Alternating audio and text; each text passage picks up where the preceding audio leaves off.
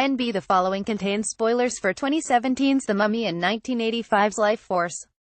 When Universal Studios made The Mummy back in 1932, it was in the wake of Tutmania, the fascination with ancient Egypt following the discovery of King Tutankhamun's tomb a decade earlier.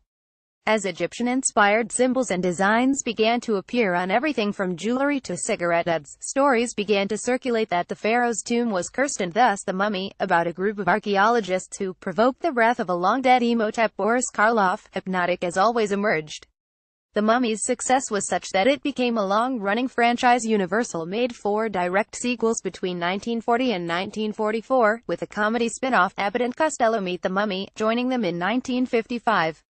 The UK's Hammer Film Productions followed with an unrelated series of its own between 1959 and 1971, while Universal returned to the concept in the late 1990s. Perhaps realizing that The Mummy couldn't compete with the rawness of late 20th century horror, Universal re-envisioned the franchise as a matinee adventure in the Indiana Jones mode. Brendan Fraser starred as the square-jawed, six-shooter-wielding hero Rick O'Connell, while a glowering Arnold Vosloo played the vengeful Imhotep. It was bright, breezy, and successful enough to spawn 2 sequels and a spin-off featuring Dwayne Johnson, beginning with The Scorpion King in 2002. The direct-to-video sequels replaced The Rock with more affordable actors Michael Coppin and Victor Webster.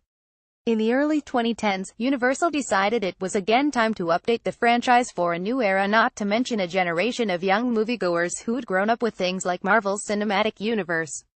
A modern Mummy had to have scale, spectacle, and, perhaps most importantly of all, franchisable longevity.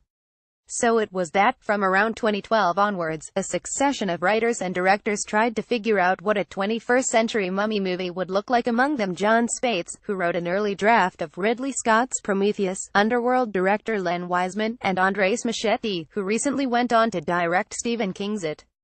As core written by Alex Kurtzman, who also directed The Mummy, emerged as a singularly odd beast earlier this year.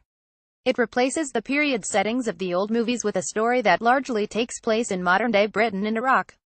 It's designed as a launchpad for a much larger network of interlinked films dubbed the Dark Universe, so it co-stars Russell Crowe as one Dr. Henry Jekyll, one of several teases for movies yet to come.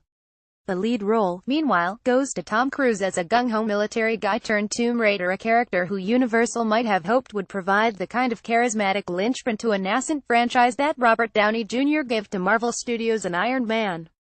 Much of this could be gleaned just from watching the wall-to-wall trailers and TV spots in the run-up to The Mummy's release.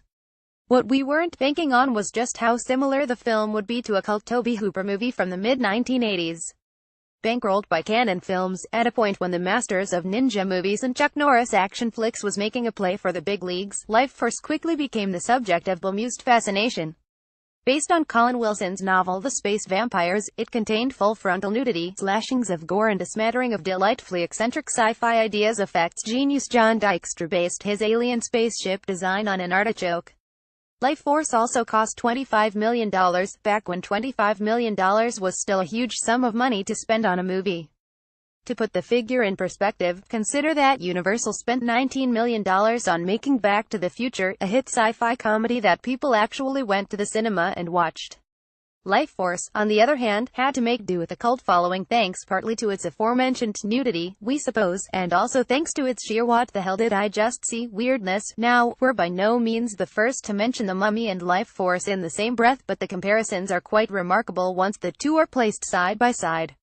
In The Mummy, an ancient tomb is uncovered, a mummified body is removed and brought back to the UK, where it's magically revived and proceeds to wreak havoc. Said mummified body is Princess Amane, played by Sophia Boutella, a spectral being who gathers her power by sucking the energy from human victims.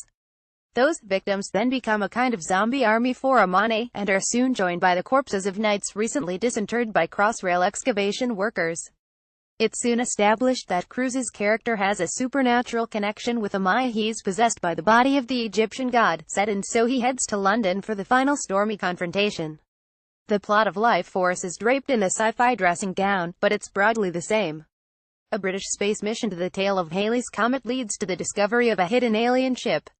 Inside, in a tomb-like chamber, astronauts find the bodies of 3 nude humanoids, apparently in a state of suspended animation. After a lot of kerfuffle, one of these humanoids, played by French actress Mathilde May, wakes up and starts sucking the energy or life force from her human victims. Those victims subsequently become a shambling zombie horde, which causes chaos in the middle of London, as the two other humanoids wake up and start using their evil powers, too. Fortunately, there's a hero waiting in the wings to save the day. Colonel Tom Carlson. Steve Railsback was the only astronaut to survive the mission to Halley's Comet, and like Tom Cruise's Sergeant Nick Morton, Carlson has a supernatural link to the villainous. As London falls to the zombie plague, Carlson reunites with the female space vampire in St. Paul's and successfully thwarts the otherworldly menace. While we're not saying that the Mummy's various writers intentionally copied Lifeforce, it's nevertheless fascinating how two movies separated by more than 30 years and resulting from two very different studio cultures could wind up with so many parallels. When Tobe Hooper updated Colin Wilson's 70s novel, he did so with an eye on the current news. While Lifeforce was being made, Halley's Comet was set to swing past Earth in 1986. In the original novel, the space vampires are simply found in an asteroid field. In updating its own Mummy franchise, Universal uses the huge Crossrail project currently underway in London, a 73-mile railway line that will run through London and the home counties as its backdrop. This latter aspect may represent another origin in common with Lifeforce, Tobe Hooper admitting to being inspired by the classic Quatermass and the Pit, in which an ancient alien spacecraft is found by excavators at a London underground station. More significantly, both movies spend extraordinary sums of money on telling utterly bizarre stories of horror, action and adventure. According to Deadline, Universal spent $195 million on The Mummy, plus a further $150 million on prints and advertising expenses. All this on what is essentially a horror B-movie about a villainess wrapped in bandages who causes a spot of public property damage near Cafe Nero on Trafalgar Square.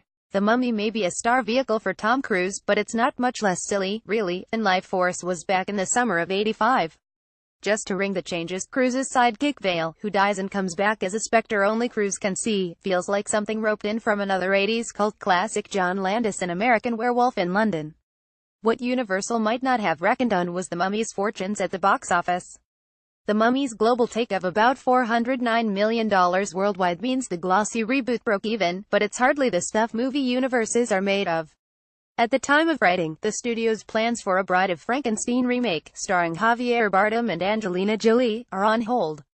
What will become of the creature from the Black Lagoon, Invisible Man, Van Helsing and Dracula movies is currently unclear. In 1985, Lifeforce had a similarly dismal time of things.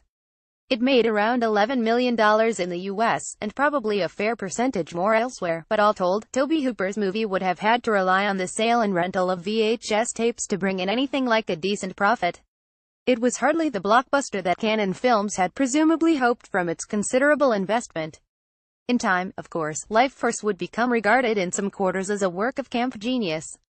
Where else could you see a pre-Star Trek TNG Patrick Stewart possessed by a female alien? I am the feminine in your mind, Carlson. There's the outside possibility that The Mummy will be regarded in a similar way, once the dust has settled and a few years have passed. It lacks the outrageous quality Tobe Hooper brought to his mashup, and instead comes across as a muddled creature that is willing to do just about anything to please its audience. Still, there are at least a few moments of true who signed off on this madness. Take, for example, Russell Crowe's stunningly bad turn as the maniacal alter ego, Mr. Hyde. "I'm offering you a partnership," Mr. Hyde says, in a truly avant-garde interpretation of a Cockney accent. Think about it, the ladies will love us. It's proof that, even among all the high-concept script ideas and multi-million-dollar CGI, there's no greater special effect than a charismatic actor operating at the height of his powers. Someone give that guy an Oscar, already.